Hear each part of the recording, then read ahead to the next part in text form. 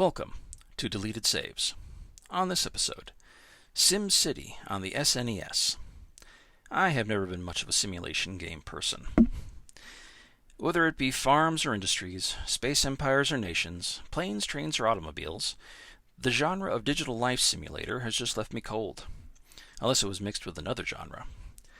So it has somewhat perplexed me as to why SimCity, released on the SNES in 1991, was one I enjoyed very much and regard with a warm, cozy fondness. As the game goes, especially in the simulation genre, it is quite simple. You are thrust into the role of mayor of a village of your naming, and must guide it through the sometimes difficult growing pains of coming up from a hamlet to a world-renowned metropolis. You collect taxes, balance industry and pollution, mass transit versus highway proliferation, and you must try and soothe the masses who hate you and your unending mayoral reign with sports stadiums and amusement park construction before the city goes broke and collapses under its own wildly bloated corpse. Simplicity itself, really. But I believe the reason I recall this game out of all others with such fondness, it was that it was my first experience with a completely open sandbox type game. You were given some basic tools, a wide selection of land types to choose upon which to build your future capital, and a bucket of cash to run wild with. There was a code from the game debug days that was left over, when performed, would deposit millions into your bank account to give you a jump start at constructing your very own digital empire. Not a code you could easily stumble upon, as the input combination was rather obtuse. I found it in a game magazine back in the day. Call it cheating if you like, but I'm not sorry.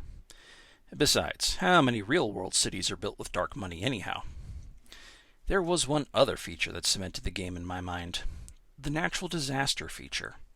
At any time, you could go full Old Testament and swamp your city with airplane crashes, fires, floods, and a goddamn kaiju attack, in the form of Bowser from the Super Mario Brothers, as, you know, the Godzilla rights were tied up elsewhere, and wipe your own creation off the map, all the while cackling like a villainous comic book mastermind. Where is your god now, citizens of Schittsburg?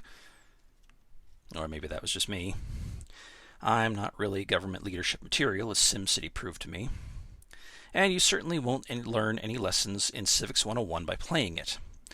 Still, it was an excellent experiment in building a city out of ones and zeros, and when things went badly, you could just harmlessly knock it all down and start again with a clean slate. Worth checking out even in the current day. But wait, how was the mayor of SimCity allowed to reign for so long, decades in some cases, with such poor city management skills? Coup? Blackmail? Gerrymandering? Simple mismanagement? Voter apathy? Restrictive voting laws that heavily favor one party over all others and disenfranchise certain voter groups?